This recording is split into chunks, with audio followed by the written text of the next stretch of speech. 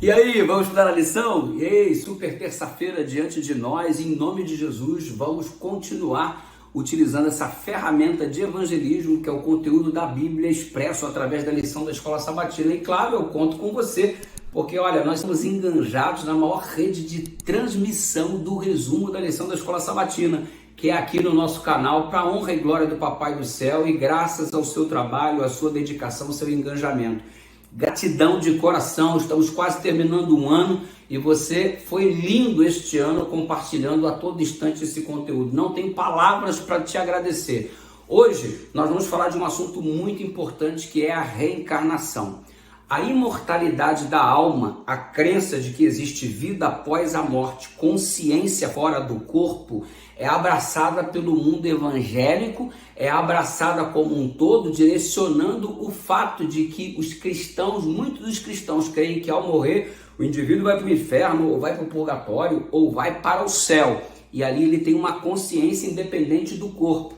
Já estudamos isso com a luz de Gênesis 2:7, à luz do conteúdo da Palavra de Deus em Eclesiastes 9:5, Eclesiastes capítulo 12. Já vimos que não é dessa forma, que isso na verdade é uma propagação da mentira contada no Éden, da serpente para Eva, dizendo: é certo que não morrerás, quando Deus diz que morre sim. E Ezequiel afirma que a alma que pecar, essa morrerá. Então é a mentira do diabo sendo confrontada com a verdade da declaração divina no que você acredita.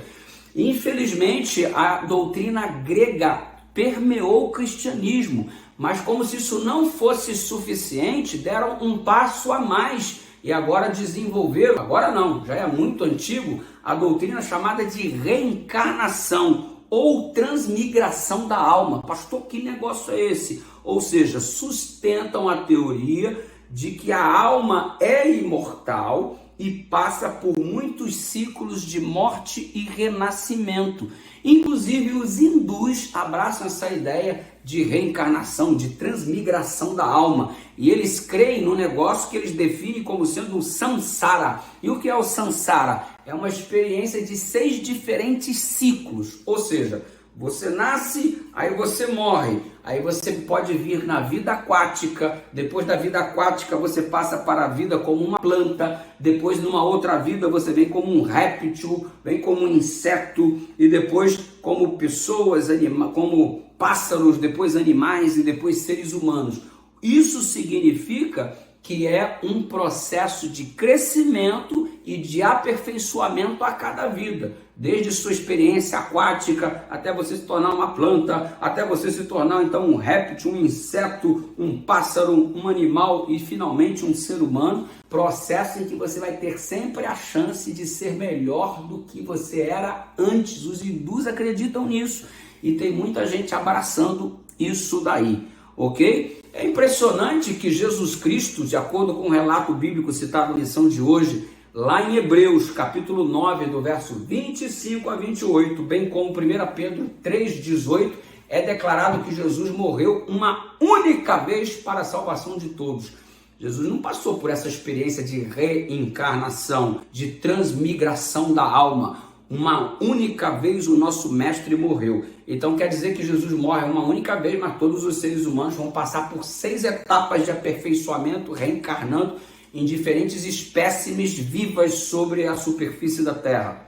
Da onde? Qual que é o respaldo, a não ser a crendice do que eu acho? E note, esta mentira e esse engano proclamada por aí desde o jardim do Éden: certamente não morrerás, passa dessa vida para uma melhor, ou um processo de transmigração da alma, ou um ritmo de aperfeiçoamento a cada vida em que você vem à existência. Mano, qual é o respaldo para tudo isso, senão o achismo humano? Enquanto Deus se revela na sua palavra, a referência para acreditarmos na imortalidade da alma é o Criador revelando-se em sua palavra. E qual é a referência para acreditarmos numa coisa diferente a não ser no achismo humano ou na filosofia grega? Ei, qual é a sua base em que você de fato constrói e edifica a sua vida? Diante de todos esses aspectos, estamos percebendo que parece fácil de verdade abraçar esse tipo de conceito de vida após morte, porque aparentemente é mais confortante você saber que está vendo aqui a sua mãezinha querida falecida, mas ela está, de repente, você acreditar que ela está numa outra vida, num outro lugar melhor do que aqui, parece que é mais fácil utilizar no que diz respeito a conforto para a sua aceitação daquela situação difícil, né? Isso é o caminho largo, minha gente. Jesus disse que o caminho é estreito porque nós percebemos a tragédia que se chama pecado, porque o indivíduo morre de fato. E olha, de acordo com a crença da reencarnação, o pecado não é algo tão horrível assim, afinal de contas você tem a chance de se aperfeiçoar numa outra vida, e numa outra vida, e numa outra vida, e assim por diante. Então o pecado não é algo tão grave quanto na perspectiva, na cosmovisão cristã. Diante disso daqui, eu quero dizer que se o indivíduo acreditar na reencarnação, ou acreditar na vida após a morte, onde o indivíduo vai para o céu, para o purgatório, para o inferno, se você acreditar nisso, você vai enfrentar 5 problemas com as escrituras sagradas. 5. Problema número 1. Essa teoria está jogando na lata do lixo o ensinamento bíblico sobre a mortalidade da alma. A Bíblia diz que o homem morre e não tem consciência após a morte. Se você aceita a teoria da reencarnação ou se você aceita a imortalidade da alma, você está indo contra o princípio bíblico que diz que o morto não sabe de absolutamente nada. Sua memória vai ao esquecimento. O pó volta à terra como era e o espírito volta a Deus que o deu. Problema número 1. Problema número 2. Olha aqui o problema número 2. Rejeita a doutrina da salvação pela graça em Cristo. Jesus morreu por você na cruz do Calvário para salvar você dos seus pecados. Não precisava, porque se você mesmo se aperfeiçoou uma vida após a outra, e se você não morre, é sinal que você não precisa de um salvador. O sacrifício de Cristo é jogado na lata do lixo, se você acreditar neste tipo de teoria. Quer ver uma outra coisa? A teoria do ensino bíblico, ou seja, contradiz o ensino bíblico esta teoria de que o destino eterno é decidido pela decisão humana, ou seja, você decide ou não ao lado de Jesus. O poder da decisão está nas suas mãos. Se há reencarnação, tanto faz se você decide ou se não decide, porque o processo virá do mesmo jeito, independente se você decidiu a favor ou não de Deus. Então, não cabe uma decisão ao lado de Cristo como sendo algo relevante. Que coisa estranha essa, gente? E quer ver uma outra coisa? Outro problema. Minimiza o significado da volta de Jesus. Mais de 1.500 vezes a Escritura Sagrada diz que Jesus vai voltar. Vai voltar para quê? Se você morre e vira uma planta, se você morre e vira um peixe, se você morre e vira um réptil, vira um inseto, se você vira um animal, ou se você vira uma outra pessoa na sua outra vida, nesses 6 estágios, conforme acreditam os hindus, então para que Jesus vai voltar? Não existe, não existe. A ressurreição é jogada também na lata do lixo, algo que a Bíblia expõe. Então, veja bem, você prefere acreditar na declaração bíblica, na revelação de Deus, ou você prefere acreditar no achismo de alguém que um dia escreveu essas coisas e aí está colocando como se fosse verdade?